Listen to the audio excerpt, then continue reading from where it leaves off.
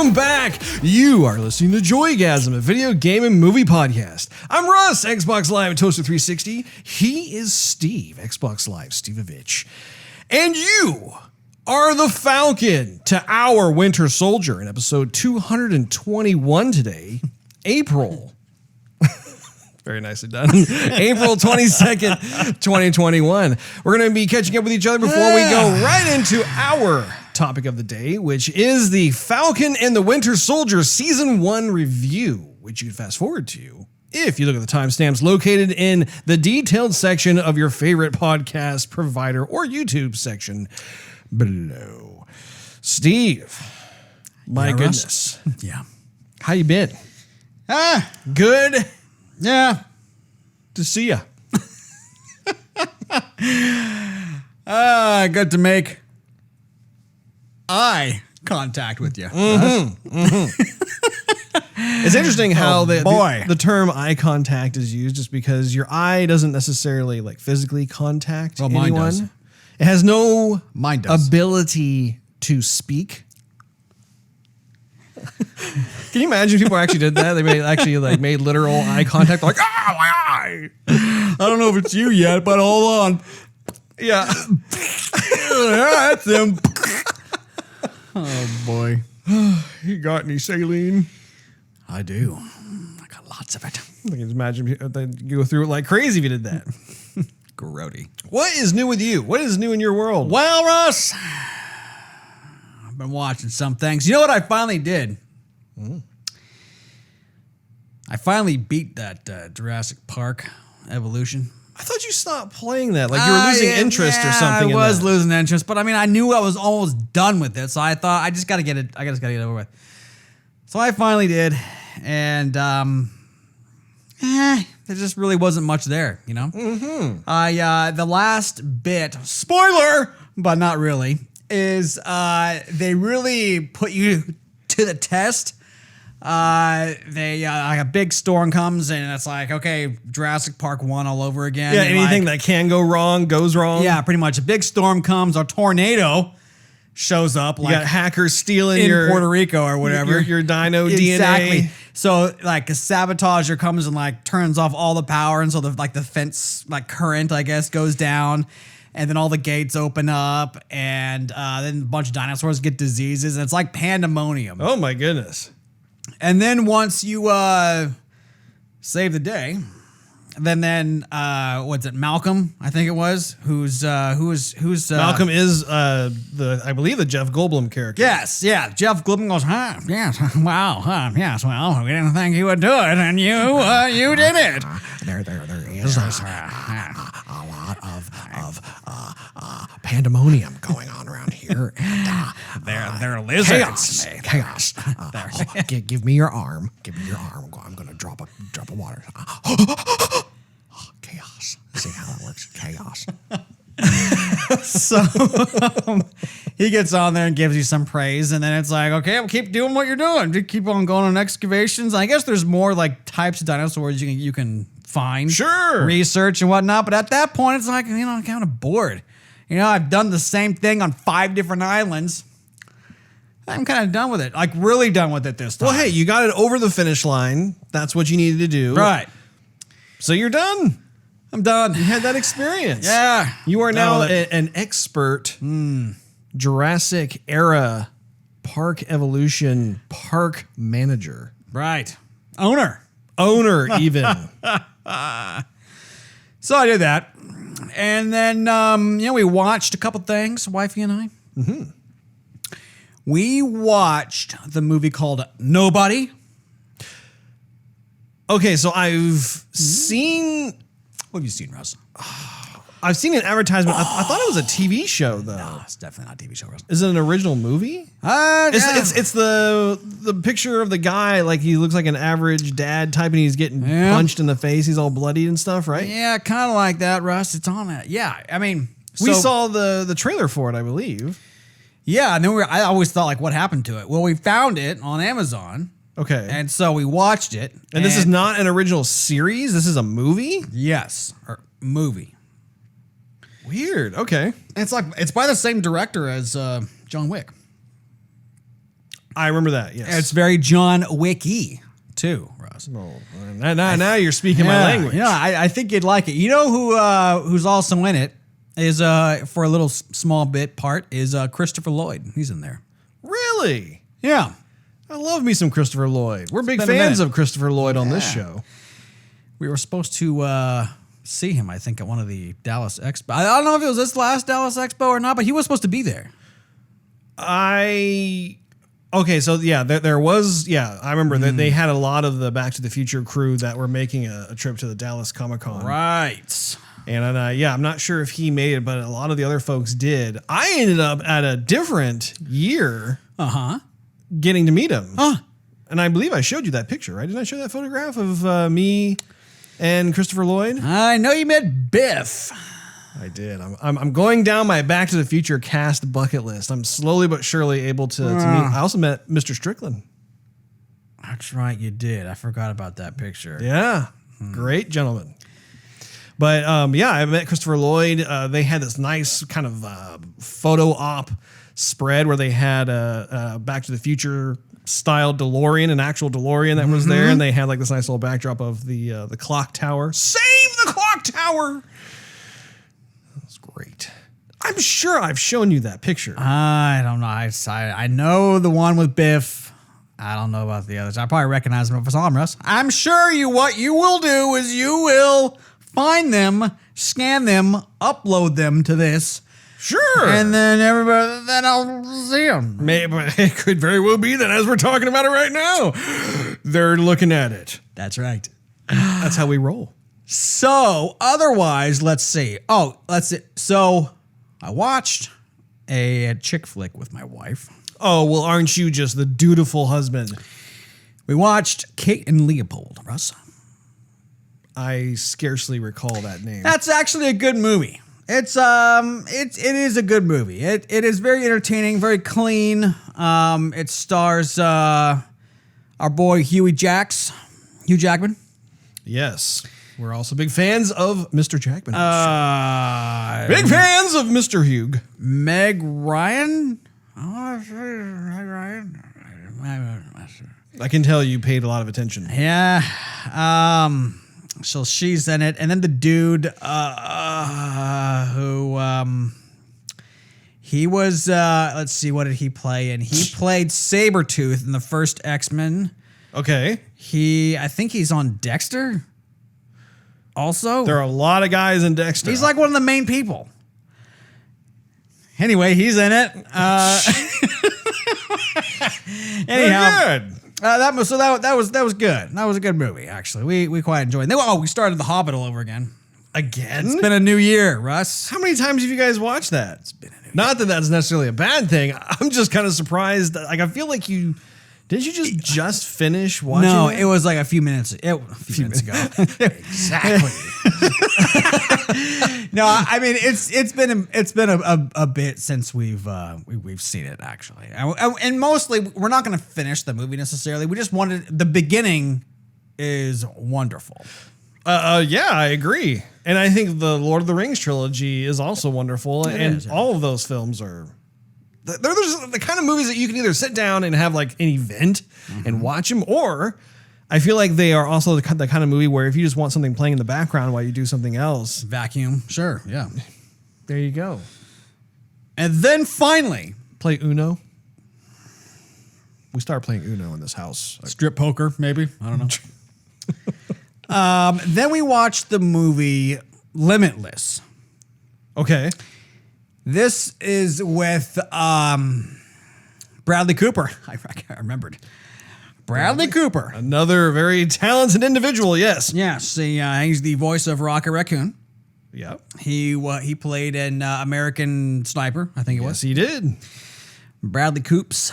So he was in it. He was also in Wedding Crashers. He was also in it. Yeah. Very not likable character in Wedding Crashers. That's what you call fine acting right there. But Limitless was actually pretty good. We just kind of stumbled on it. We were kind of cycling through a bunch of movies that we could get for free on Amazon, and we were like, yeah, let's see the trailer. And so we watched it, and we thought, yeah, we'll put it on the list. And we watched it at some point. And so we thought, why not tonight? As in, like, earlier this week. Of course. So we watched it, and that's actually a good movie. It is about a dude who is struggling, trying to get some traction in his life, and he's a writer, and he has writer's block, and he's already got a contract from like this publisher to write some story, some book. And he's struggling, and his life's going nowhere. And somebody he knows says, "Hey, there's this new medicine that just came out. It's FDA approved. You got to try it." And what it basically does is it says, "Okay, we all use like 20% of our brains, and this thing like opens up 100% of your brain to use." And so he becomes super smart in no time at all, and basically utilizes all of his time to learn everything like super easy. And so, like, life comes very simple to him, and he's able to, his confidence goes through the roof. He's able to have very good conversations. He's able to remember stuff from his childhood. Like, he struck up a conversation with somebody who was telling him, like, he's overdoing his rent, and he noticed in her bag was a textbook. And the only reason he knew that was because when he was going to college, he recognized the textbook and was able to, like, tell her what to do with the major that she was studying, whatever. Anyhow, it's actually like a pretty good movie. We really enjoyed it. I'd suggest that one to you too. Okay. Limitless. Okay. Limitless. I'll have to check it out. But other than that, that's been about it, Russ. How about you? I've had a number of things going on this week. Where to begin, Steve? Where to begin? Oh, okay. First of all, this is something that I thought of you. I was looking at the behind the scenes footage of WandaVision. I know that WandaVision in particular was very interesting to see Vision. Literally. But the thing about it was, when it came to the character, I didn't know this until I started watching it. So when you think of Vision's face, right, and how he moves around and everything, I always thought that everything on him was kind of like a practical makeup effect. Like, they put like the soul stone here. Sure. Not the soul stone, but they put the one of the stones on his head, and then they have some of those like metallic looking bands that go around the side of his head, and there's kind of like those little kind of like detail. Like if you look really close up on his face, they have the really neat like contours and details and stuff like that. Blew my mind. That's all CG. It's insane. They were focusing mainly in this particular behind the scenes episode with WandaVision. So like when they were showing like the black and white stuff, for instance, they were saying, okay, well, normally Paul Bettany's face is more of that maroon color, red or maroon color. And then they work from it there. However, it wasn't showing up very well for the black and white episode. So they actually went to blue. So he has this like blue face paint. It's covering his head, everything. And you see his ears. And then they go through, and this is where Industrial Light and Magic come in. They literally erased sections of his head and then reapplied that like just what you see in the final film. That is insane. Like, I was blown away when I was watching that, because that is not an easy, even from like a rotoscoping or match moving standpoint, like the way that Vision moves, and especially like if he does like a rotation of his head or something like that, having everything stay where it's supposed to be and not get all funky looking and herky jerky and stuff. There's some, unless they've got some kind of like proprietary software that helps them. If someone's doing that by hand, kudos to that person or that team, whoever's doing that, because that is really, really hard to do. But I was completely blown away, because you see him acting, you see like the raw footage, and he has his ears, and his face is just a single color. And then you see like the kind of like the transition, like they do like a wipe, and then you see like his ears go away, and then another wipe, and like this whole section of his head's gone, and then there's another wipe, and then you start seeing like some of the details starting to go in. Another wipe, you see the stone appear on his head. I mean, like, I was nerding out hardcore. I could not believe that. All these years that I've been watching Vision, I just figured it was like really cool, practical like makeup effects, and it's CG. It was insane. Another thing that is kind of like special effect related that I was very much looking forward to showing you, Steve, is if you recall, we were talking about how in our previous episode, we were in the previous episode, we were reviewing The Mandalorian. And we won't go into spoilers for that right now, but we were talking about, and we did take a look at how they introduced some of the deep fake technology, right? Like for a certain character that appears in the film, and how they ended up redoing the character and made it better. They improved upon it. Remember that? Right. Yes. So for those of you who are unfamiliar with deepfake, it's actually something that is quite popular on YouTube now, and it's growing in terms of people being very fascinated with it. But the technology behind it is that you have a software program that can take all these collections of pictures of a particular person. So let's say, for instance, there's a celebrity of like Tom Cruise, right? And so the software program analyzes all these pictures from like Google search, for example, right? And brings it into its database. So it clearly understands what Tom Cruise's face looks like. And then if you have a different person, let's say, for instance, I were to take your face or my face, and we get like all kinds of like different angles of our face and head and everything else, take pictures, then we apply it, we can then tell the software program that, hey, for every time that you see Tom Cruise's face, that we want you to replace it with this person's face. And it doesn't matter what angle they're at or anything else. So we were talking about that with regards to The Mandalorian, and I was talking about this one group. I believe their YouTube channel is called like the Corridor Crew. They're a team of visual effects artists, really talented bunch.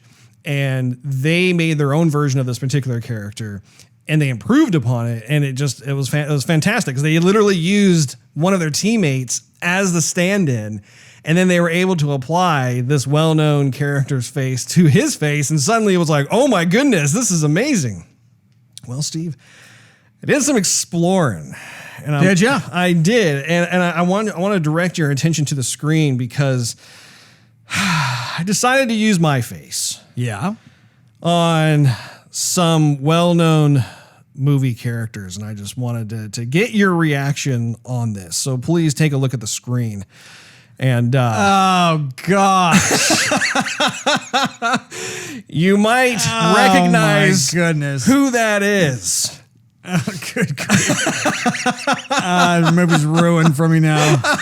I'm never gonna be able to watch it the same way again. Oh man, I tell you what, I am very glad that Wonder Woman does not look like that. You have to put that on Twitter. Tag Gal Gadot in it. Oh my goodness! So it was just insane, like looking at it. Oh my jeez. Lots of fun sequences, and it's so haunting and disturbing. And so I thought, well, why stop with Gal Gadot? Why not be all of them? So I started doing it. Doesn't matter who it is on the Justice League. My goodness. I mean, okay. You have to admit, I make a pretty decent looking Superman, right? I would say you actually look better as the Flash. Okay. You look good as the Flash. Okay. Definitely not that guy. So this is Tom Cruise. This is all of the Mission Impossible movies that you see. Man. Oh, there, recognize that? John Wick, but now it's Russ Wick. Isn't that crazy? That is nuts. Here's Wolf of Wall Street, Matthew McConaughey. Now it's Russie McConaughey. I mean, it's really kind of creepy, isn't it? Yeah, it is. It's creepy, but yet it's fascinating at the same time. Stupid.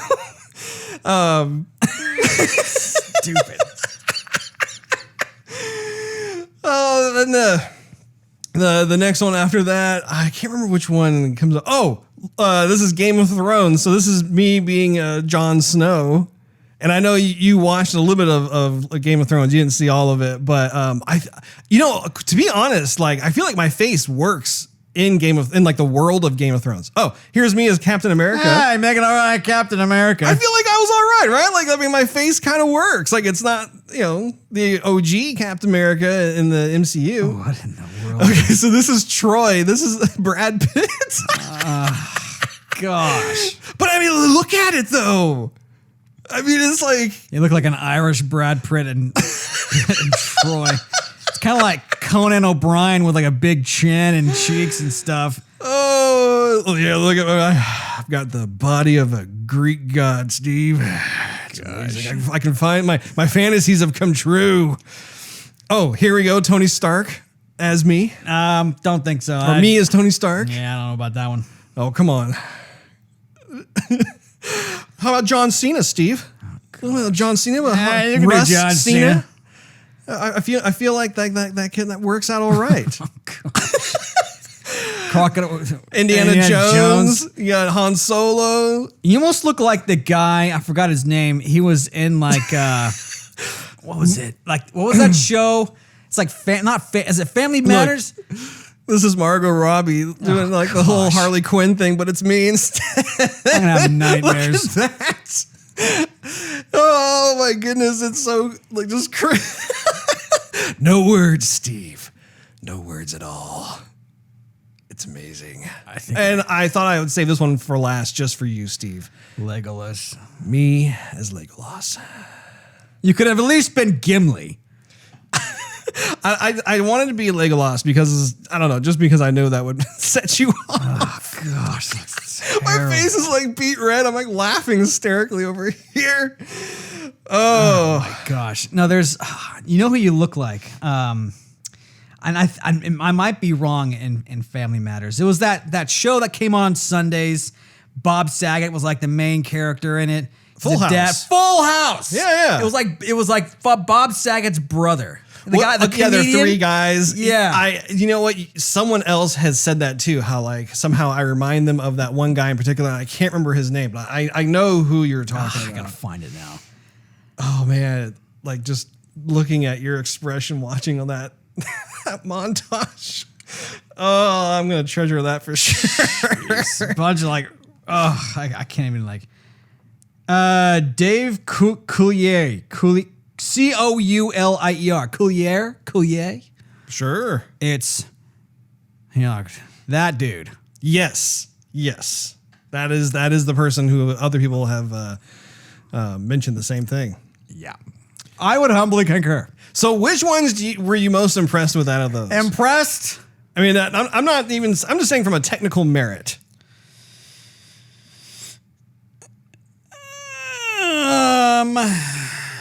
I mean, I would have.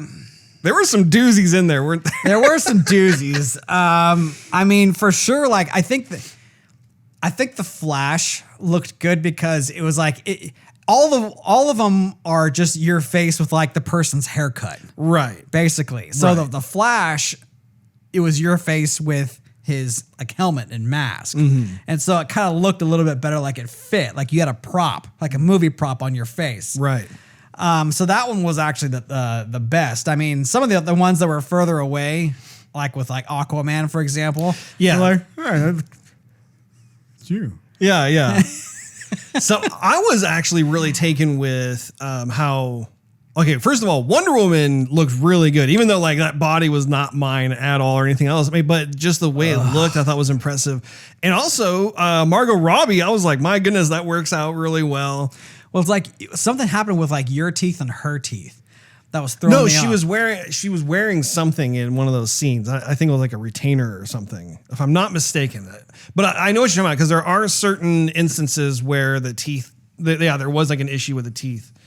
A little bit here and there, but anyway, that is just a glimpse of how this is actually becoming more and more of a attainable, accessible thing, and it's not just for the folks who first came up with the idea. There are apps out there and just folks who are starting to figure out how to utilize this technology, which is both terrifying and also, like I said, fascinating. Yeah. And I really do hope you have nightmares, Steve. I will. That's not going to get out of my... You're impressed, though, aren't you? Oh, gosh. Well, anyway, aside from that, obviously we finished watching season 1 of Falcon the Winter Soldier. That's a given. I had a bit of a roller coaster ride this week. Did you? The early part of the week, I was on this high because I was able to get converted to full-time employment by 31st Union, which I was very, very excited about. I've been hoping for a long time ever since I joined with them. I had been working more as like a temp full-time employee for 31st Union over the last, I'd say, almost year and a half, not quite year and a half or so.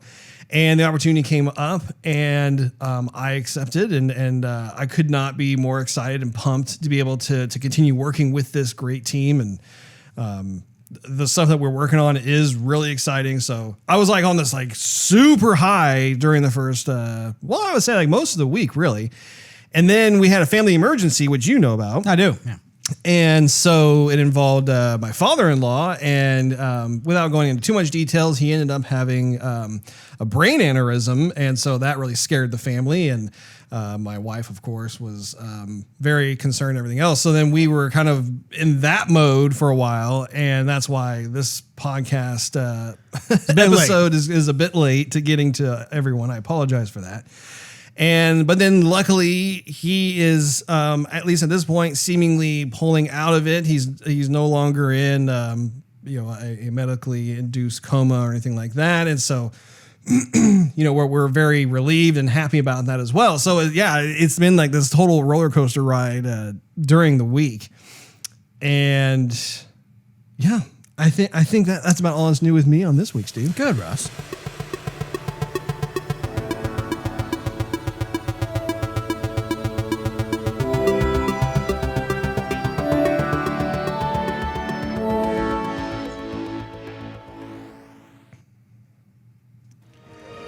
Don't clip our wings!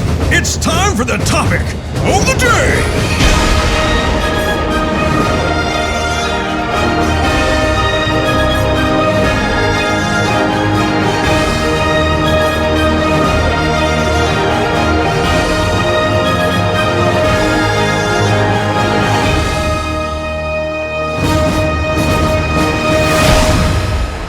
Our topic of the day is the Falcon and the Winter Soldier Season 1 review. We're going to be giving our high-level spoiler-free thoughts before going into the spoiler elevator down to the spoiler floor, where we will give a deep analysis of the film. Steve. Sounds good, Russ. Do you notice anything on me? I notice you have not said anything yet. I notice a button right around here, and then an N right here. Just to give you a proper viewing, I'm going to take this opportunity to show and my I see support. a U and an or and a left. Ooh. But the T's got a couple tickles on it. I got that from San Diego Comic-Con. I believe it was 2019, if I'm not mistaken. It was before the awful pandemic that happened, which caused us not to have a San Diego Comic-Con for 2020. Definitely later than that, Russ. But I feel like it's appropriate given the subject matter of this episode. I'm thinking the due age of the shirt. It was probably like 2015 or maybe, Russ. 2015? No, maybe. This one, I believe I got.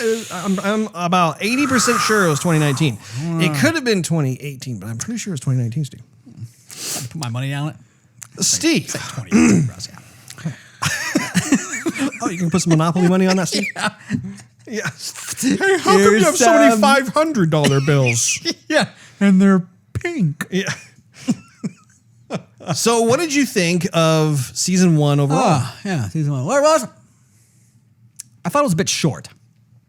Well, yeah, it was only 6 episodes. Well, that's what I'm saying. I mean, at first I thought, well, okay, 6 episodes. Well, we'll see what happens. We'll see what they do with it. But towards the end, I thought, well, I would like it to be longer. Mm-hmm. Russ, I would have liked maybe even 7 episodes. I would have liked anything else they would have given me. And I'm not going to say that they left a lot of doors unopened. However, it's a show. It's a series. You have episodes. Was WandaVision longer? Did they have more episodes? 8. WandaVision had 8 episodes. Yep. Why wouldn't this one have 8 episodes? Yeah, that's what I was surprised about, was the shortness, really, of this season. Because I'm kind of like, I don't know, a general rule of thumb is that, especially when you have a first season, you have 8 episodes. And then, I mean, like The Sopranos, for instance, like as they went on season after season, do you recall whether or not they got more and more episodes? Like were there certain seasons that had like 12 episodes? Well, most of them had about 12. Yeah. Yeah. So I too share your surprise on that. So, I mean, I think they did good with what they had. I mean, it's a very entertaining show, and it is pleasing to watch. It's not bad at all. I just wish that they would have given us more. I just feel like one more episode would have worked. More than one episode I would have been grateful for. But I think they did well with what they had. I did enjoy the relationship between Sam and Bucky. I think they did well with that. I think where they're heading might be towards like the Young Avengers, perhaps. That might. I kind of feel like this is also a segue show into maybe other series that Disney's going to make. I didn't feel like it was as much of a segue as WandaVision was. This definitely felt more complete. This felt more like okay, the big stuff. The world's coming to the end, epicness. We're taking a break from that, and thank goodness, because honestly, I can only handle so much of that. so much catastrophe. Oh, so much catastrophe, and I'm like, I'm done with it. I'm a little bit too like superheroed out, I guess. And so, why is everyone trying to kill us? And so I really just felt like, I want to see these characters more on screen, and I've watched the other stuff a ton of times, so something new was definitely refreshing. But I don't need the epicness of the world's going to end to feel entertained and or satisfied. So, and that's what this was. You had Sam, you had Bucky, you had a couple new other people in there, and I thought the writing was good, and I enjoyed the story, and I'd like to see season 2. Oh, okay. Yeah, very nice. Yeah. Yeah, I share a lot of the same sentiment. I thought that the first season was way too short.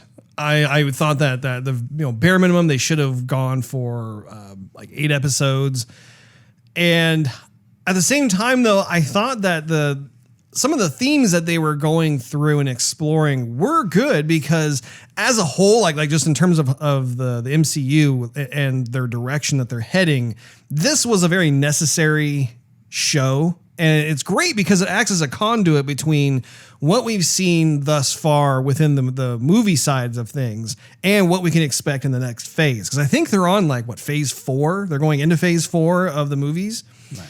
And so, when we get to the end of Endgame, there are all these different types of heroes that we really have no idea or context as to what they're up to after they've basically saved the world and saved the universe. So this is a nice, and it's similar to that in terms of WandaVision too, because we got to explore that same type of approach with those characters. I do think that there were certain mistakes that were made, which we'll get into in a bit, but I do really I just love being in the world of the Marvel Cinematic Universe, and I'm glad that they were able to continue going down this path. I recommend it to those of you who haven't seen it yet, because it is entertaining. I think it is fun. I don't think, if you were to ask me, is it as good as say The Mandalorian? No, I think The Mandalorian is still king of the hill when it comes to all of the live action Disney Plus shows that are based off of these movie universes. But having said that, I don't think that the show overall is any slouch at all. So with that being said, Steve, please, somersault with me into the spoiler elevator. I used to be able to somersault. Really? Yeah, I could probably still somersault. Yeah, I got somersault, cartwheel. Yeah, that's about it. Do you ever I don't remember you cartwheeling. I have cartwheeled before, Russ. I can't do it now. It's been a minute. I don't think I've seen you do backflips, but I've never seen you do a cartwheel. I used to be able to do a cartwheel. I could do a cartwheel. I don't think I've ever seen you do a Can you do it now? No. Well, I could probably do a half cartwheel. I probably and then just kind of hoist my 2 legs. That probably wouldn't work, right? That's probably a catastrophe. You, on the other hand, can you do a cartwheel, Russ? No. No, it's sad. I can do a somersault, no cartwheel, though. Not all. My daughter can. My 6-year-old can do a cartwheel. That's good, bro. She learned from the best. We have reached the spoiler territory of our review of Falcon and the Winter Soldier. So if you haven't seen this particular TV show, we would maybe suggest that you pause us and go check it out, because we are going to be discussing quite a bit of stuff. Otherwise, if you don't care, then let's continue. Cool. Hang out. I'm trying to figure out where would be like an appropriate place to start on this, but I suppose what we could do is talk about how we begin the entire season. Sure. With more of like an exposition of where Bucky Barnes and Sam is at, right? Right. So with Bucky, I mean, it's no surprise seeing him with a psychiatrist and kind of working out a lot of his inner demons and what's going on and how he can be assimilated back into normal life and normal society. Right. What'd you think of that? I kind of thought it was a bit of a waste of time. I didn't think, well, that's a little bit strong, but I think they went a little bit too long with it. I think they just stuck with it in the first episode and then that's it. I think it would have been fine, because he was in Wakanda. Mm-hmm. Just trying to be at peace. And so we know he's doing, like, I don't know about soul searching, but I mean, he is trying to get on the right mentally path. Healing. Right. Yeah. So we get it. But the therapy here in the States isn't necessarily helping him, and it goes nowhere anyway in the show. And so to spend as much time, like within the first like 3 episodes, pretty much, I just kind of thought, okay, we need to get past this. Like he needs to search for a different avenue, or he needs to have some, turn on the light bulb kind of scene where he goes, oh, the therapy is helping, and I've taken lessons from this, applied them to life, and whatnot. But I just never saw it happening. And I think it all kind of came crashing in on the 3rd episode, where the therapist was sitting there with Sam also. Mm-hmm. Mm-hmm.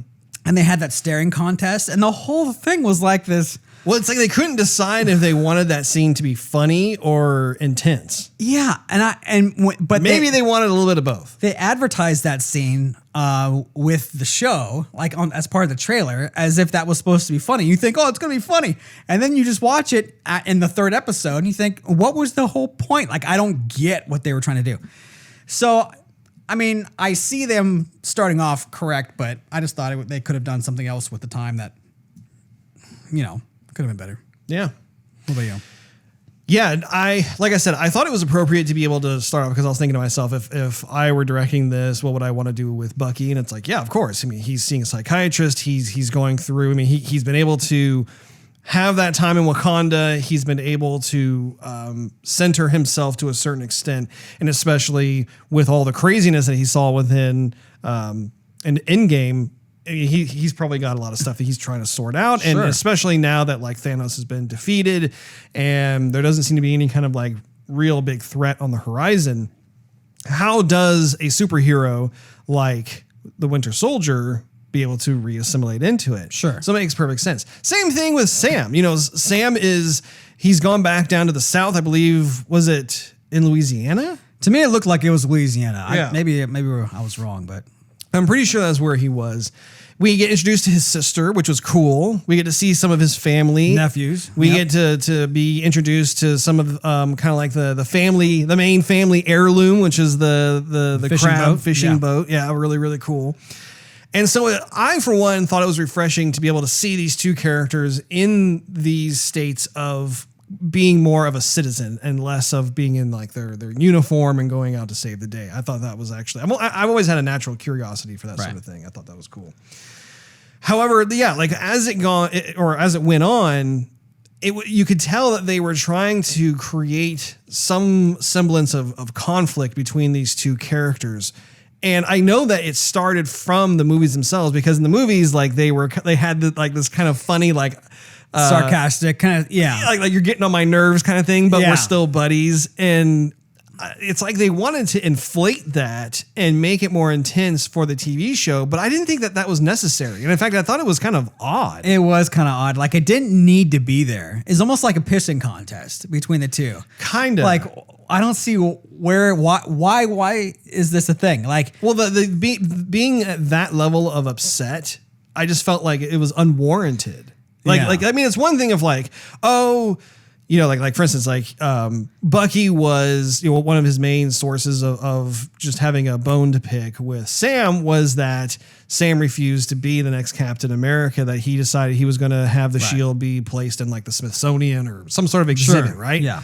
So that rubbed him the wrong way because his Steve was his best friend, and like, bearing witness basically to him passing the torch of the shield over to Sam and having Sam respond in this way, even though Sam had the best intentions. Yeah. What was interesting to watch. We got that line in episode 5 when he was saying, when you gave up that shield, it's basically like Steve was the only family I had. I mean, the guy was back in the 40s, and now 30s. he's in 30s, and he's in this generation. So everybody he's known is dead.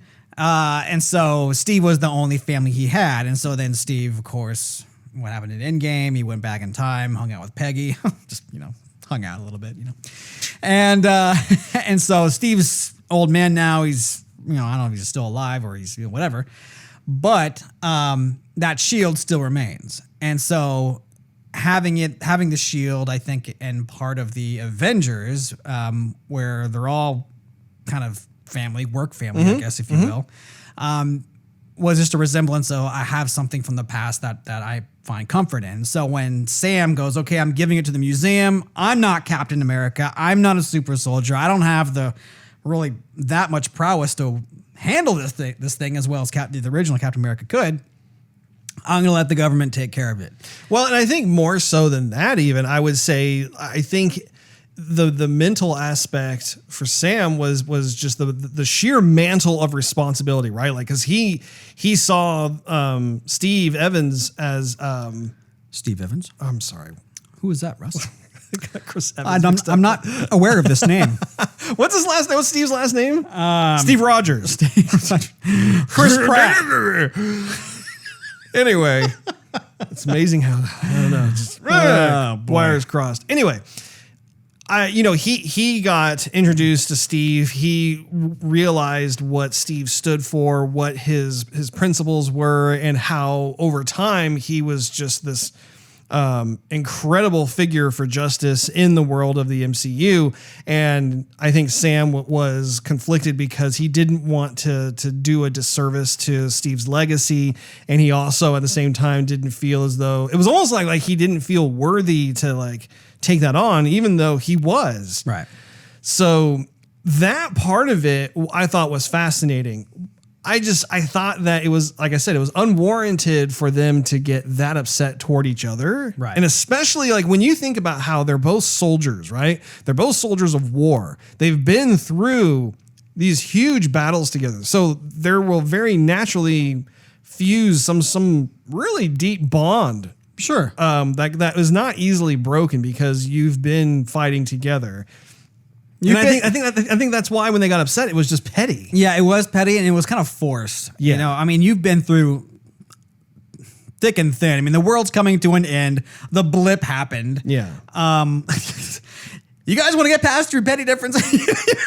Well, and I think that if they were to go down the path more of it just being funny, because the two of them have great chemistry together. They do. And it's really fun to watch the two of them get on each other's nerves. It so is. like when they were, together with that psychiatrist and they had to like put their legs together and get as close as they could toward it. I mean, that little moment, that was funny. Like that was really, really good. But then it got turned into this thing where like, I'm tracking with them on an emotional level. And I'm thinking this wouldn't happen. Like it wouldn't be at this level, at least at this point in time with the storytelling. Right. So there are a number of things that I wanted to touch upon with you about. Early on in the season, I'm sure you heard about how the actor Wyatt Russell, who played the new Captain America, we see how the government has decided to not just keep the shield in some sort of exhibit. They want to have their a next generation Captain America. And I was really shocked, honestly, looking at social media and even the news about how even the moment that this new actor took on the mantle of Captain America, people were furious. Like there is a very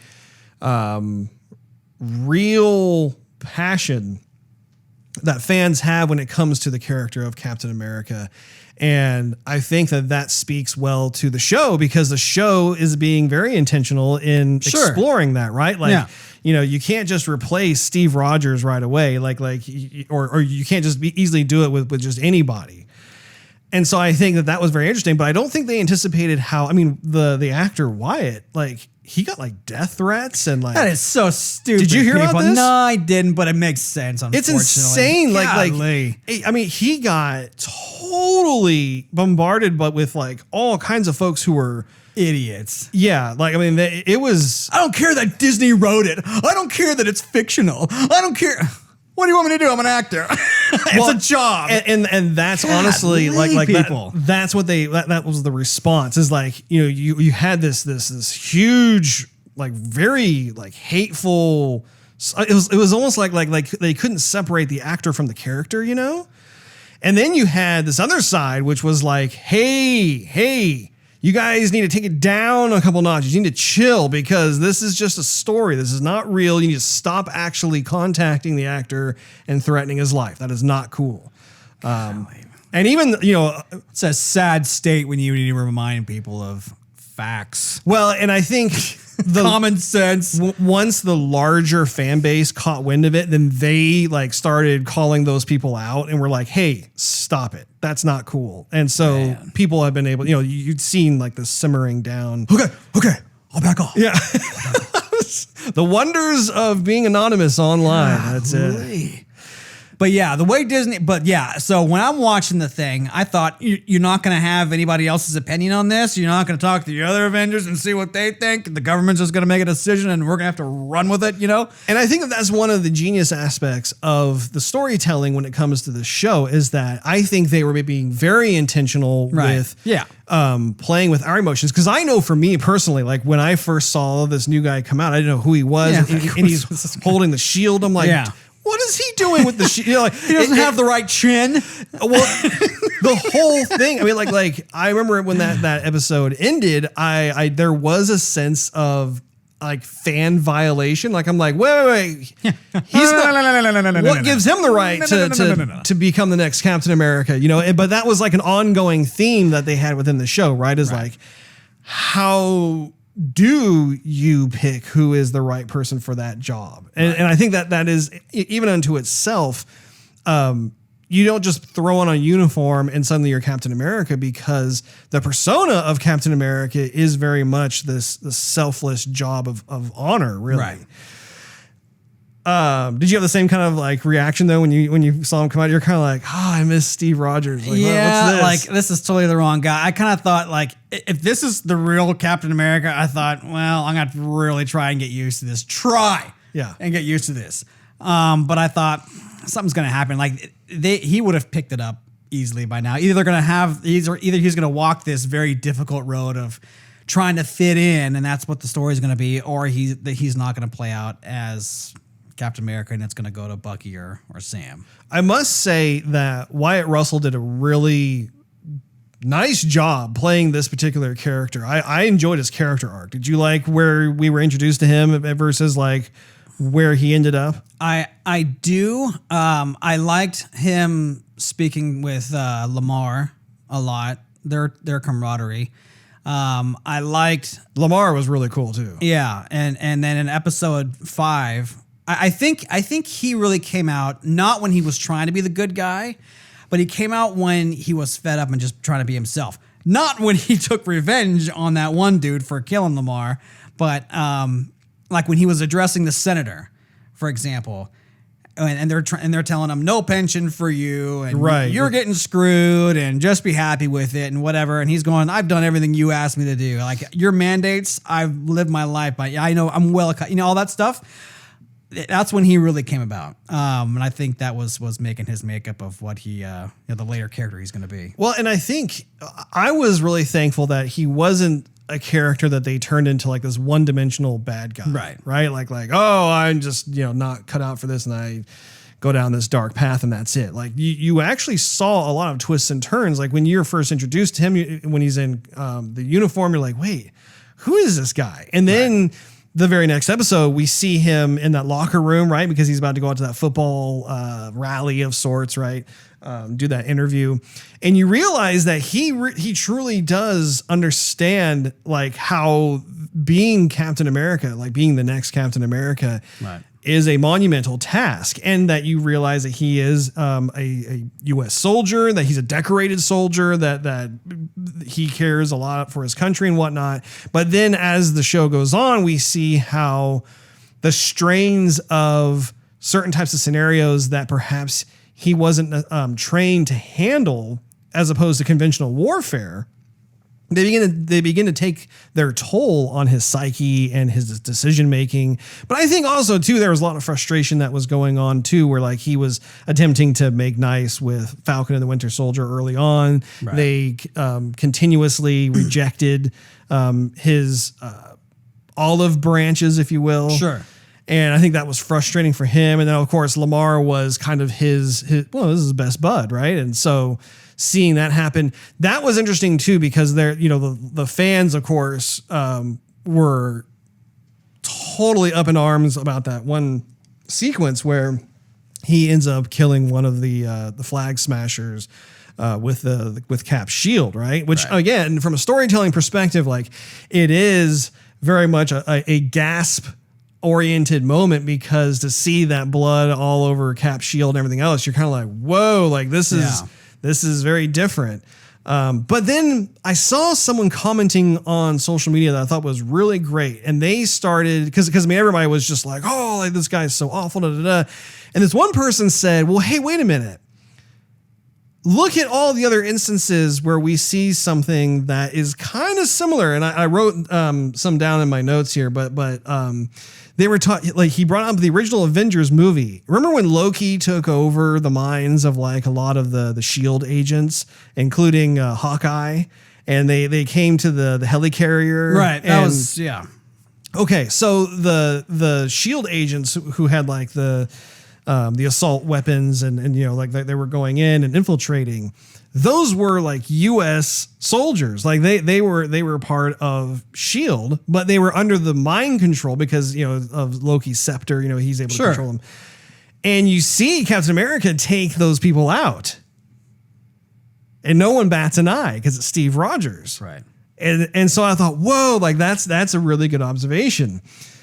Yet at the same time, if you look at the new Cap killed a terrorist. I mean, like this was someone who was not like some innocent citizen or a bystander or whatever. Like this was someone who he witnessed in front of him murder his best friend and go on, yet the actor is vilified and the character is vilified. So it's very interesting to like kind of cross analyze that.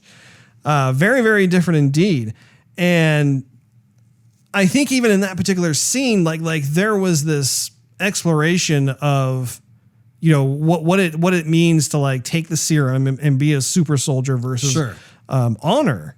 And I think, like there's a very like narrow, almost like you're walking along the edge of a knife in that regard, where if, for someone like Captain America, the difference between someone who made a right choice or wrong choice is that, yes, he saw this person murder Lamar in front of his eyes. Yes, that's going to make him very upset, very angry, everything else. However, in that instance, the guy surrendered and even it was just like, and it wasn't even the right person. No. He was just enraged and everything else. But the point of it is that Captain America through honor would not have committed that act of killing, simply because there was no fight left in the guy. Right. Like the person at that point, if you want to think about it in terms of war, that he then became a POW or prisoner of war.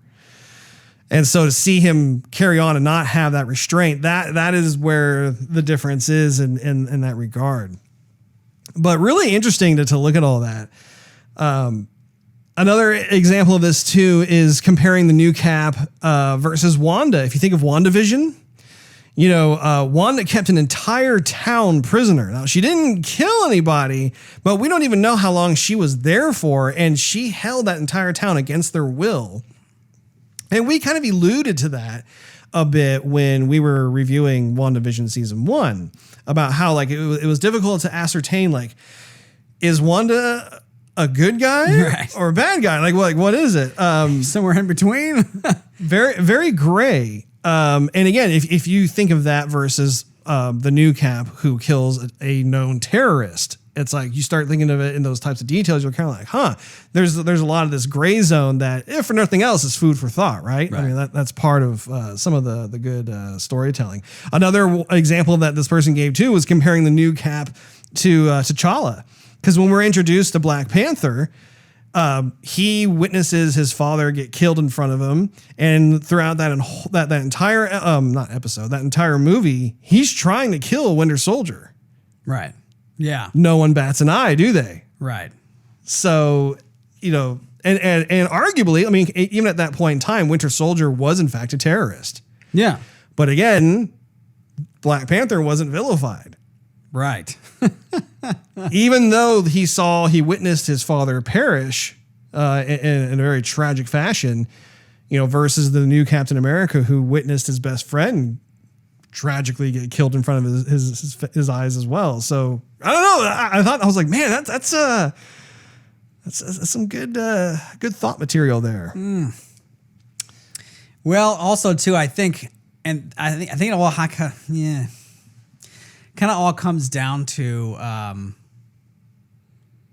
think the action of, hey, I'm not the guy you need to get, and then it's the execution of, hey, I'm innocent. Because if you think about those other instances, they were still fighting for other reasons, right? And so you take T'Challa, the Winter Soldier killed him. The Winter Soldier's getting away, causing some other mayhem, and Black Panther's going after him. But there was no execution. There was maybe there was repercussions because of the actions, but there was no, if you compare the two, Black Panther didn't really execute anybody. Winter Soldier didn't he did kill some people, but not that style. So you take a known good guy whose main weapon is a shield, not a sword, not a halberd, not a gun, not whatever, just a shield, and you use that shield to bash someone's head in or cut it off. I don't even know what they were trying to allude to in the show, but and the whole crowd's looking, videotaping with their phones, and it doesn't matter. He's just going to kill him because he's angry. I think it, when you think of it that way, that would get more awes and reactions that you don't want. Bad PR. Let's put it that way. Even when you look at Captain America, I think it was Captain America Civil War. Civil War, Russ?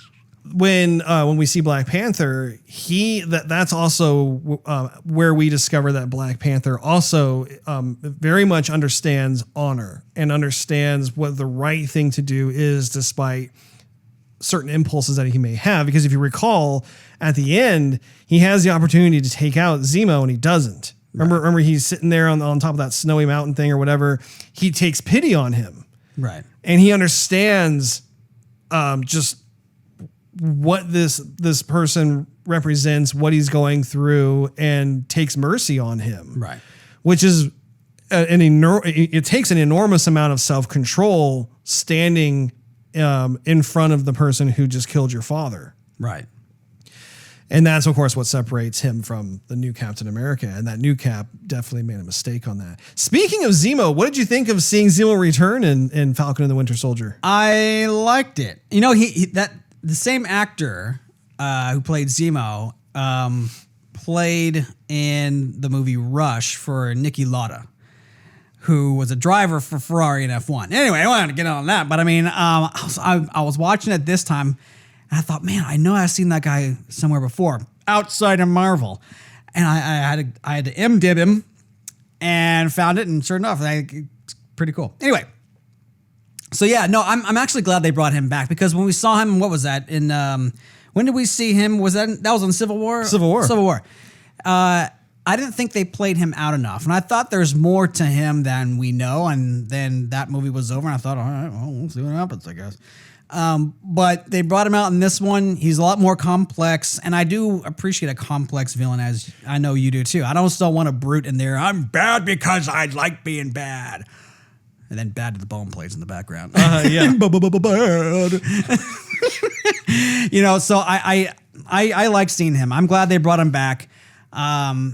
You know, he's still a bad dude, but he's willing to play along. Well, like you said, he's fascinating to get to know, because we really didn't know anything about him the first time around. And like, for instance, like we've discovered he's a baron. You're like, whoa, yeah, the man has money. Like he comes from privilege and everything. Like that's crazy. Yeah. But I also really appreciated, like I said, like getting to know more of his personality, find out more about where he hangs out, his connections and stuff. And I also like too how he wasn't just some neutered villain, how you could tell he had ulterior motives for sure. Yeah. I especially love the scene where he was testing to see if the, I don't even know what you call it, but like the code word book still worked on Winter Soldier, and it didn't. I thought that was really powerful, because that was such an dreadful moment in previous films.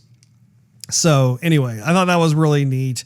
The one thing though that I couldn't get behind was, like, there were certain instances, and this is something that I noticed when it comes to Disney Plus, some Disney Plus TV shows. They have scenes that feel totally like a movie, like I'm watching a Marvel movie, and it's like, yes, this is great. But then it's mixed in with some of these other scenes that totally look like TV, like made for TV. And you're like, that doesn't quite work. Like, to give you an idea, when they were with what, you had Falcon and Winter Soldier, they were with the Baron Zemo. They had to go to that really seedy city in order to get information. Magapur or something like that. I don't even remember what it was called, but like, it was so cheesy. Like you look at the scene, you look at the extras who are supposed to be like the worst of the worst, and it's like you could totally tell they're like these little like rinky-dink vegetarian extras that are sitting there and they're trying to look all tough, and you're just like, I am not buying this at all. This doesn't look convincing. So there were like moments like that. However, there were also certain scenes, such as the one particular industrial area with all the crates and all stuff. the storage crates. Loved that whole sequence where they came across that scientist, and we get more familiar with Agent Carter, Sharon Carter, who is helping them out. We see how she can handle herself very well. Love the fighting sequences, very realistic. Bought into them instantly. I'm like, yeah, this is cool. Did you like them as well? Yeah, I thought I actually liked when I think it was Sam who said you're gonna fight the, I can't remember the name of it. It's the Wakandan soldiers. Yeah, and he's like, you're gonna fight them? Yeah, you go ahead. I'm gonna sit over here. Like, good luck with that. That was another good scene for sure. Yeah, I love he's just standing back like, yeah, go, yeah, sure, try it out. Yeah, man. I do also like how he has that type of understanding or kind of a unique relationship with the Wakandans.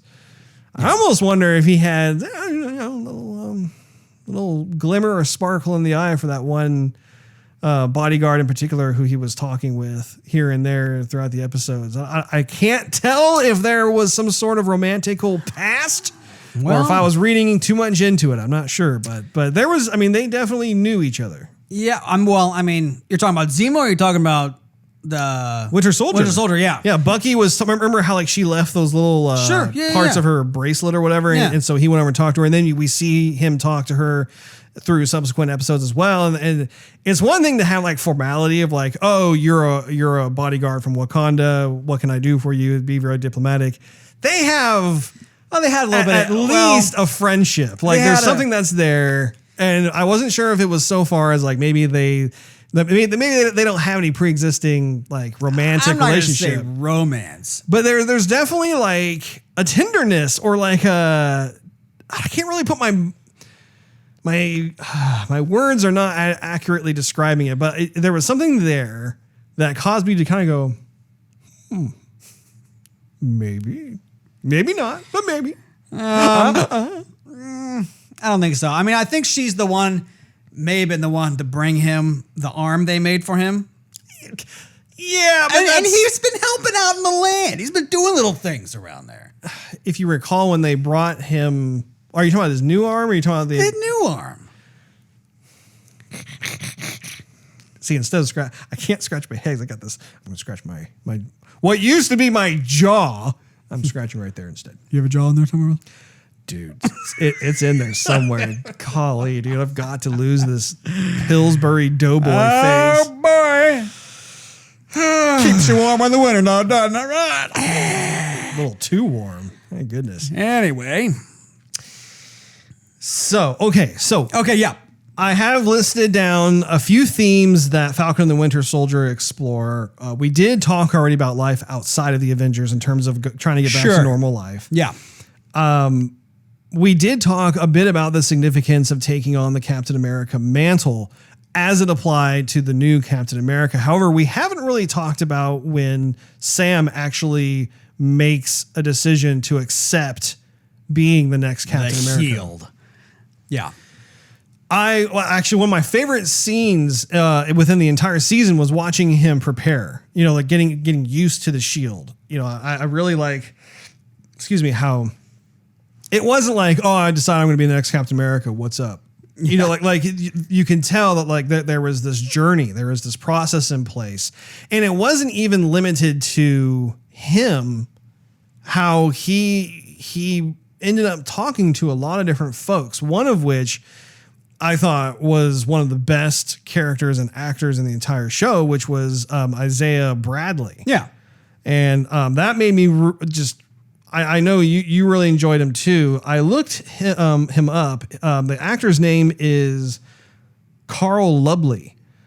And I feel like Carl did an exquisite job. Honestly, I don't think I would have liked the show as much if he wasn't in it. Yeah. I feel as though the character, like what he brought to the character was a lot of sincere authenticity to someone who could have easily been involved in something like that as it applies to him serving his country, him not getting equal treatment, him even getting like unduly punished and being put into prison. All this. I mean, like I bought everything that he said, and I mean, it was just palpable on screen. Don't you think? Yeah. I have to say, when we first meet him, I thought Disney's walking a tightrope here because I didn't want them to get political. Yeah. And I thought, look, I'm trying to, please don't go this route. I want to be entertained. I got enough of this on everyday life. But then you hear his story and you think, man, I'd be bitter too. I'd probably be saying the same things. Yeah. And so it's very interesting. But I mean, the guy's acting towards season 6, I mean, really saw it in his eyes and his expression in his face. I think it's one thing to act when you're speaking, and I'm not an actor, but I think it's one way to act when you have lines to deliver. Mm-hmm.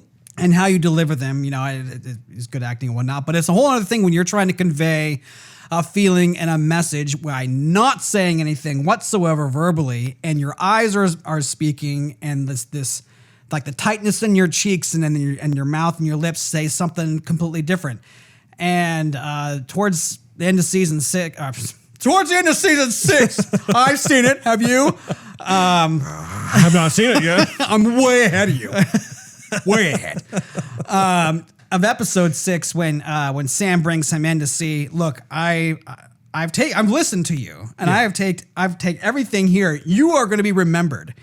And everyone who walks through this museum is going to see you and know you. Even if you don't get the glory, they're going to know your name. And to see his face, I almost got a little bit of misty-eyed just by seeing the emotion in his face. Like I did too. Yeah. Brought it up. Anyway, or brought it out. Anyhow, but even with that issue, when he says, hey, you're never going to be Captain America. Right. And even if it was offered to you, you shouldn't take it anyway. And I thought, yeah, that's just not right, though. I mean, Sam has been with Steve Rogers for quite a long time and knows the guy very, very well. And he knows the government that he's served for now. And things have changed for the better. And so, yeah, Isaiah got not even the short end of the stick. He got like no stick. And so he's right to feel the way he is. But, being locked in that house and not getting out and becoming someone who he could have become, he just doesn't know really how the world has changed. And so I thought, no, like he's definitely wrong. Sam could take the shield. Sam has the right mindset. He doesn't have like the super soldier strength, but you don't need that to be Captain America. I think that we got to witness two men of color who were living like their prime were of two different generations. And I think Sam looked to this character as very much a pivotal character. Where he wanted to help Isaiah out and get him back out into the world and everything else. And I think he was very shocked and disgusted by the story that Isaiah told him, and how he didn't even know that there was another super soldier outside of Steve Rogers. Right. And he was absolutely, I don't know. I think that he had to really do some soul searching in regards to how he felt about the U.S. government that, obviously he loves. He has a lot of pride and patriotism and everything else. But then, unfortunately, the U.S. government is not perfect. There are lots of flaws. There are lots of atrocities that, or maybe not a lot, but there are atrocities that do occur. And in this storytelling fictional world, this was one of those types of atrocities where you really feel shameful that this thing ever occurred and ever happened. Right. And it was interesting because I loved the journey that those two characters went on, where when we first meet Isaiah, I mean, he is bitter. He is, right. and it's righteous bitter. It's righteous anger, and I was very surprised myself to even discover that there was another super soldier, because up until this point, like, they were talking a whole lot about how Steve Rogers was kind of like the prototype. And then we see how the whole thing gets destroyed and how Hydra was trying to get their tentacles all over the serum again so they can make their own super soldiers and so on and so forth.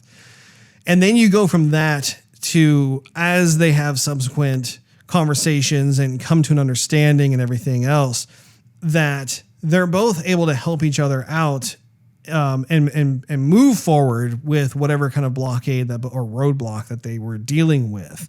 And I thought that was actually a very sweet moment, a very poignant moment within the show that I always look forward to. Like, as soon as I realize, we get another scene with these guys in it, it's like, okay, good. I really enjoy finding out what's next and that sort of thing. And I think that kind of, it segues into another theme, which is like they talk about the idea of having someone who is black who becomes Captain America. And I think that there is very much a justifiable exploration of that, because it's very easy to get into stereotypes. It's very easy to be able to all of a sudden have the mindset of like, oh yeah, Captain America, yeah, he has blonde hair, blue eyes, Caucasian, whatever, and that's in my opinion, that is a very flawed approach into the character itself, because Captain America is an idea. It's not associated with a person or a race or even a gender. That Captain America is all about that mantle of selflessness. It's selfless honor.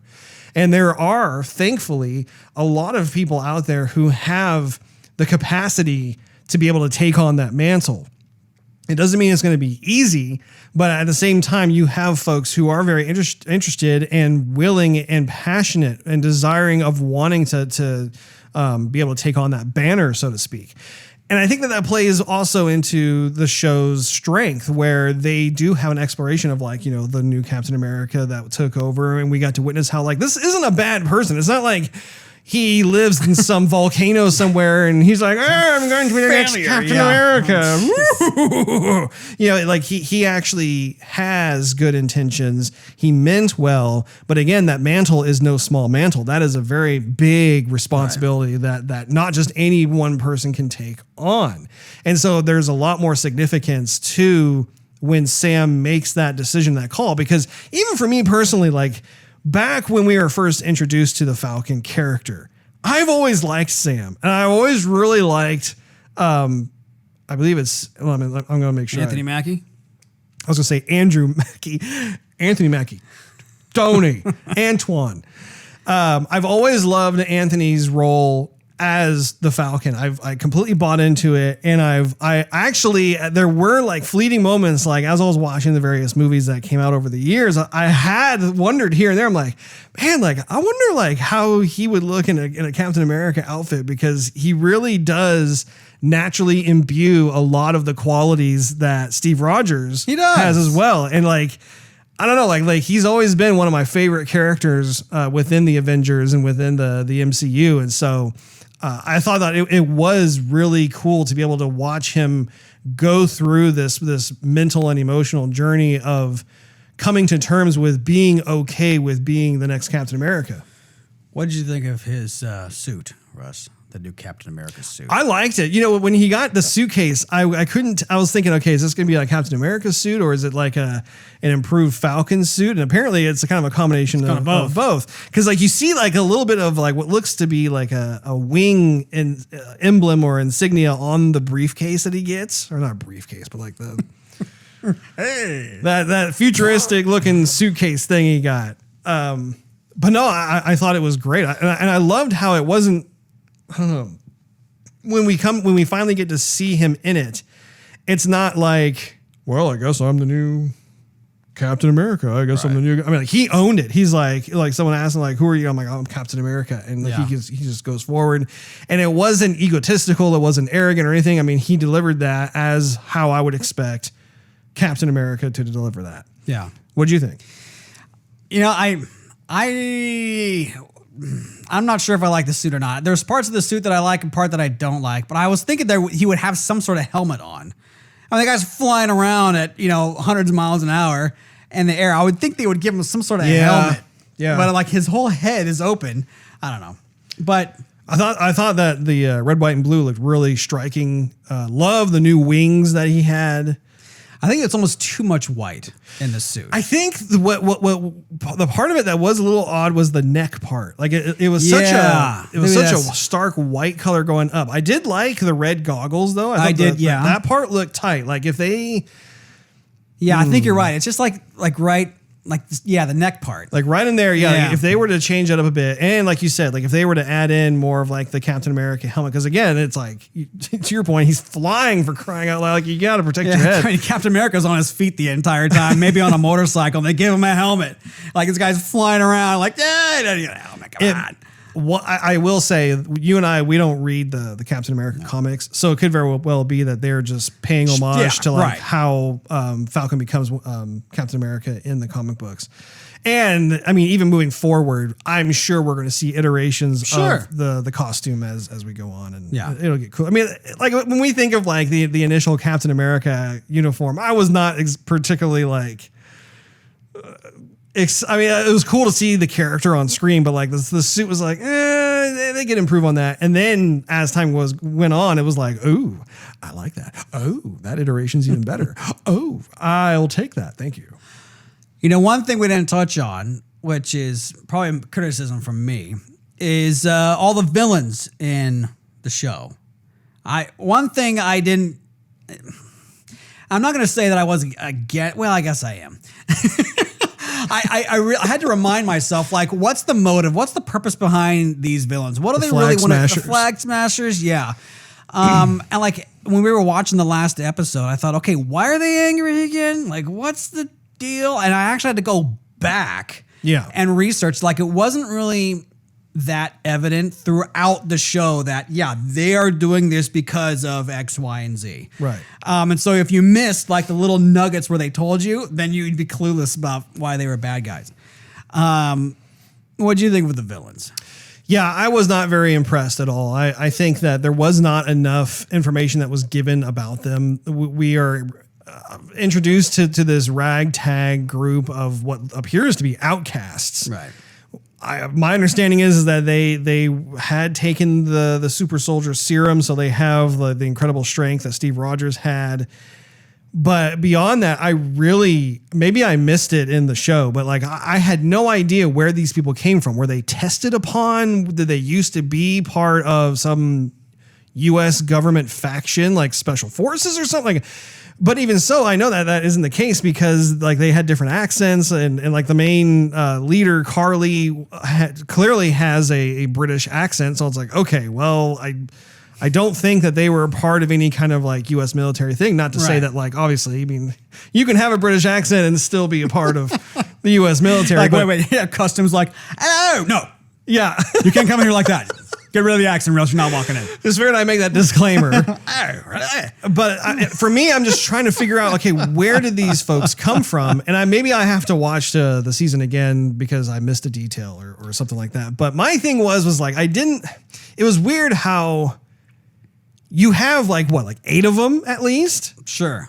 Yeah, all together at one point. Extremely powerful together if they wanted to be, right? But then they were like always running away. And I'm like, there's like 8 of you. There's like 8 Steve Rogers that are there.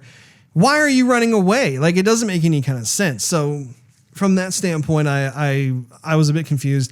And I have to say, I did not like the character Carly. I thought she was annoying. I thought she was obnoxious. I didn't buy into like how she was able to like take on this leadership role. I mean, I thought that she did pretty well in terms of like kind of the mental game manipulation thing. But beyond that, I was just like, no, like I'm just not, no.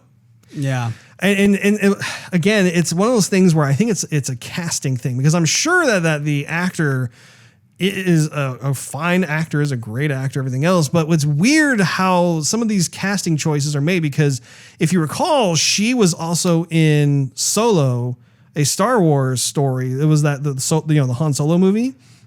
She was the leader of the band of, I don't even know what they were, but basically, you know, like those space pirate types that, sure. If you recall toward the end, Han and Chewie and like the young Lando and whatnot, they're at that one place and they have kind of like that standoff in the desert area. And then she takes off her helmet and we realized that was the character that was fighting with Han on top of that futuristic train that was shipping all that special material or whatever. Plutonium. Something with more kick. Plutonium. Doc, you don't just walk into a store, buy plutonium. Did you rip that off? Anyway, yeah.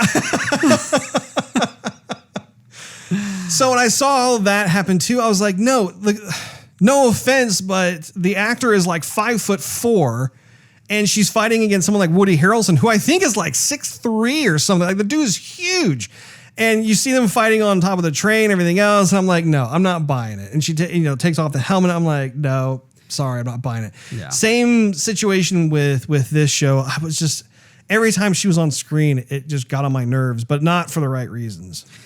Yeah. Plus, I mean, Bucky Barnes is, to say a veteran, that's the very least that he is. I mean, the guy can fight. He's fought quite a few people in his time. He's trained. He is trained, and you have this basically a ragtag militia, maybe bar fighting at best. Well, I mean, so we saw them do certain forms of martial arts. I mean, we saw them do roundhouse kicks and different types of things that landed. It's like, okay, these people have a certain knowledge of being able to hold their own and fight, which was why I was confused. I'm like, okay, where'd you learn that? Where are you from? What do you know? Yeah, exactly. So I found it really hard to really get behind them. I love a good villain, but to me, I didn't really care about either of them. Like if they lived or died, I didn't really care all that much because I didn't know what they're. So I had to Google what they were about, and they are a group that wants the world to go back to the way things were, like 5 years ago, right? Like pre-blip, I guess. or after the blip or something like that. So they're like no borders and no patriotism or something like that. So the whole world was trying to help each other out in need. But their way of showing that to the world was rather odd. Because they're stealing trucks full of medicine. But how did they even get their hands? Like, how did they become super soldiers themselves? Or maybe not even. Yeah, maybe that's inaccurate. Maybe it's more just how did they get their hands on the serum and take it themselves? Well, plus too. I mean, with Steve Rogers became like a super soldier, that was quite a process. And then they're like, oh yeah, anybody can be a super soldier. Like, yeah, participation medals for everybody. Anybody can be a. I thought no, just. Well, maybe that's the way it is in the comic book. But I will say, in the defense of back then versus now, like when Steve Rogers got turned into the a bit more super soldier, it took place in late 30s, early 40s, and as opposed to now, where things have definitely progressed. Either way, but yeah, I hear what you're saying. One shot. Well, again, I mean, look at us. We got vaccinated by COVID-19 with one shot. It didn't take some two shots. Well, 2 shots is true. One shot, 2 shots. But yeah, I feel like that was one of the more weak. I got a sore arm for that too. Did you? Did you do lots of kind of shoulder aerobics to prevent it from? Oh, actually, better yet, do you still have the Band-Aid on your shoulder? No, I had it on there for a couple of days though. Did you? Took it off. Did you do your left arm or right arm? Left arm. So did I. Very nice. Anyway, go back to the what we were talking about. I think that was probably one of the more weaker aspects of the show, which is unfortunate because you got to have a compelling villain to really buy in and make the protagonists even more memorable and having their sacrifice and what they put themselves through even more significant. And I just didn't get that in this case. Having said that, though, what I did find to be rather kind of, like 24 Jack Bowery, almost X-Files-y in a way, was Agent Carter, because we first are introduced to her back when Steve Rogers was around and how they had kind of like a little, in the direction of a fling. I kissed your aunt. Now I'm kissing you. Yeah, keeping it in the family, I see. But since then, we get reintroduced to her character, and by the end of the entire show, we find out she, in fact, is the power broker. Right. What did you think about that? I thought it was just kind of hand-fed. I thought, okay, cool, she's the power broker. And now the show's over. Yeah. Again. It felt thin, didn't it? One more episode. Just give us expand this out. I do appreciate, though, how they're molding her character to be one of kind of like a neutral gray zone, right? You don't know what her motives are. You don't know what she's going to do. She may help you. She may hinder you. You're not exactly sure, which is cool because she could have easily fallen into more of a stereotypical generic type of role. And it's like, okay, cool. Now I have vested interest to see where this character goes. But they didn't. So I wish they would have fleshed that out a little bit more, because I had to look it up why she turned into a bad guy, because the last thing I remember from all these movies was she was a good guy. And it was basically that the government did her wrong too, because she was helping out Captain America, Cap. She got him like his uniform back during Civil War, and she was helping them out against the orders of the government. And then the government, I think, like branded her a traitor and stuff like that. So she was on the outs and had basically start a new life. Yeah. And so I think she referenced that when they were back at her like apartment or something, and she was saying, hey, this is my life now, I might as well get rich off it. I'm paraphrasing, but that's basically what she said. Mm-hmm. And so they gave us a little bit of a sprinkling, and that was it. And so that's all we have to go on, and then the show's over. But right. and then also we had the character who was played by Georges St. Pierre, who was an MMA fighter, by the way. I don't know what character he was. We also saw, he's like an arms broker or something. Okay. Yeah. And we saw him also, I think Steve Rogers fought with him, or it could have been Falcon back on, I think it might've been Civil War also. Remember he was on that boat? I'll show you, Russ. Oh, did you crack something? Oh, I can't do it. Oh, it's not working. Go ahead. I'll look it up. You'll have to do a proper crack. Yeah, probably. I'll take care of that for you. Oh, hey, thanks. Anyway, I'll find this. What do you guys else got to say? Well, the only other thing that I just want to touch upon really quick is how going back to the new Cap, who ended up making a wrong decision with the shield and everything else. I did think it was neat to see him kind of re-emerge. However, again, this is what happens when you only have 6 episodes. He ends up re-emerging and helping Falcon and Winter Soldier toward, at the very end of the last episode. And on the one hand, it's like, I'm very happy to see that, because it's like, wow, okay, he's overcoming his demons. He's wanting to do what he can. But at the same time, there's also kind of, he has his own gray zone, because I think he's also after revenge. And he was in the Captain America: The Winter Soldier. Okay, that's when we saw him. But looking at what he was doing, it was like the Falcon and the Winter Soldier ended up just accepting him and accepting his help, as opposed to, whoa, what are you doing here? The last time we saw you, you totally murdered this other person in front of us. Like now you just expect us to be cool with you helping out. It was just way too accepting. Like, oh, hey, thanks for helping out. Yeah, fist bump. Yeah, cool. But at the same time, I loved seeing him like save that truck, Sure. and seeing what kind of good he could do and that sort of thing. So it's, again, I appreciate those layers, because it's very easy to make any given character one-dimensional, but for them to be able to actually be very self-conscious of no, what else can we do regarding this character? And then we see at the very end how he becomes, I think he becomes U.S. agent. U.S. agent, yeah. Again, I don't read the Captain America comics. I assume this is another character from that particular comic book. So anyway, what are your concluding thoughts and ratings, Steve? Well, I enjoyed the show. I thought it was a bit rushed, not rushed in the making, just rushed in the storytelling, where they build us up, and then by episode 4, knowing that we have 2 episodes left, they really just kind of hand feed us and say, okay, here you go. Here's all that stuff that we said was coming out. There you go. Be happy. And I thought, well, I would like at least one more episode just to kind of settle everything. I love Anthony Mackie being Sam. I really do like that character. He's like I'm not going to say like the B crew, but he's like that support that you need, right? Well, the purpose of his character, at least traditionally speaking, was that he was in more of a supportive role. He was part of the supportive cast. Right. And they have their own purpose to play. That's why you have primary roles and supportive roles. Right. So to see him in this show was absolutely fantastic. He has the role, and he does it very, very well. And I love the chemistry between him and Bucky Barnes. Yeah.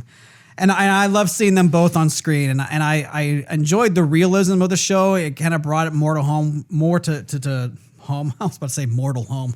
Mortal Kombat. Anyway, so I love seeing the backstory. I like seeing these characters actually be regular people and interacting with other folks, and not just having to do superhero stuff all the time. I mean, what happens when you're not doing superhero stuff? What do? You just kind of hang out and be buddy, play ping pong, like in Avengers headquarters. Like, what else do you do? Right. And so we got to see that, and I really, really appreciated it. I thought the music was well done too. I liked all of the visual effects they had. I mean, you definitely can tell they spent some money on it. Mm-hmm. And I just thought that parts of it were too forced, with like the therapy, with the villains. I think everything on the good guys' side was done very well. Everything on like the bad guys' side was kind of wishy-washy.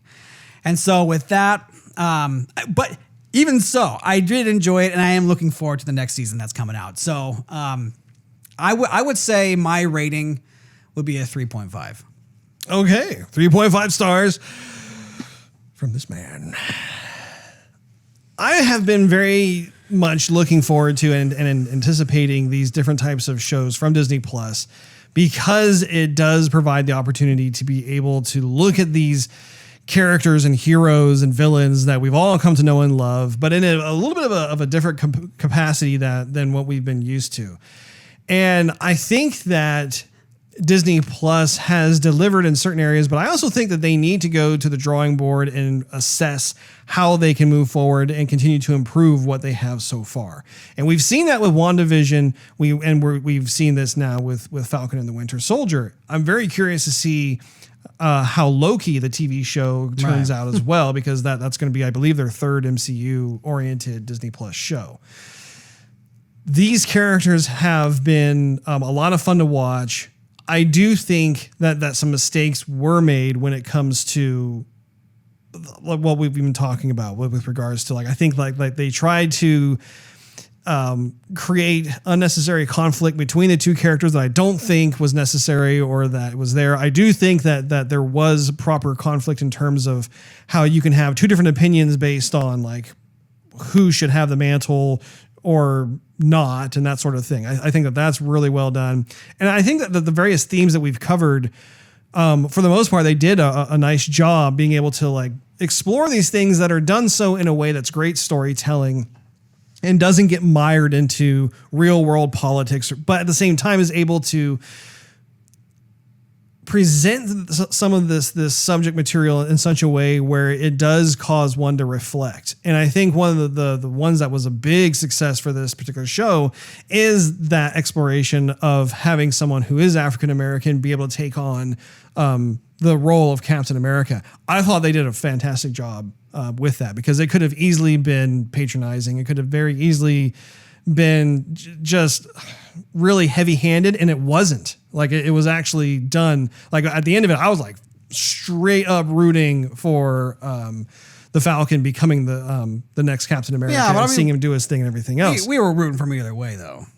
Right, but my point is that when it comes to it's a challenge from the storytelling perspective, because like you can have people like you and I who like we've always been rooting for the character, we understand everything else, but there are a lot of folks out there who don't necessarily see that perspective yet. And so how do you tell this story in a way that folks can rally behind and believe in and have like perhaps a new understanding, both when it comes to the fiction, but also like when it comes to more of like some of the real world types of scenarios. Obviously we don't have any real world Captain Americas, but like when it comes to other types of positions, it becomes less and less about who you are or what you look like, but more about the content of your character. And I think that is like the tried and true kind of test, if you will, when it comes to a lot of positions of power and responsibility and that sort of thing. So right. I was not particularly enamored with it's weird because like the villain thing, like what you said, like on the one hand, I really like seeing Zemo back, and I liked finding out more about him. At the same time, though, was not a fan of Carly. I didn't find her captivating or interesting. I found her to be obnoxious and annoying, and that was kind of a bummer. At the same time, looking at Agent Carter, I thought she was really intriguing because we weren't really sure. I personally had kind of a picture of her as being strictly a protagonist based on how we saw her before. Now we're seeing something that's a bit different. You're like, oh, okay, maybe something's not stirring the Kool-Aid. So I agree. I think that I'm looking forward to seeing season 2. I'd like to see how Disney builds upon this. And I think it's a lot of fun to have these types of shows. My only hope is that they're able to improve upon them, because if they can find just that sweet spot, then these shows are going to be absolutely fantastic in between the films, right? Right. So I'm going to go with you. I actually have the same rating, 3.5 stars for Falcon and the Winter Soldier Season 1. That wraps up this episode of Joygasm. Thanks for hanging out with us. If you enjoyed this podcast, we invite you to check out patreon.com/Joygasm and consider becoming a monthly contributor. You'll get exclusive perks and early access to the show, not to mention it helps us continue doing what we love to do. Also, you can follow us on social media and YouTube. Just do a search for Joygasm TV. Last but not least, search Joygasm TV on Twitch to see us stream our gaming adventures live every Wednesday night at 9:30 p.m. Central Time. We will see you all next week.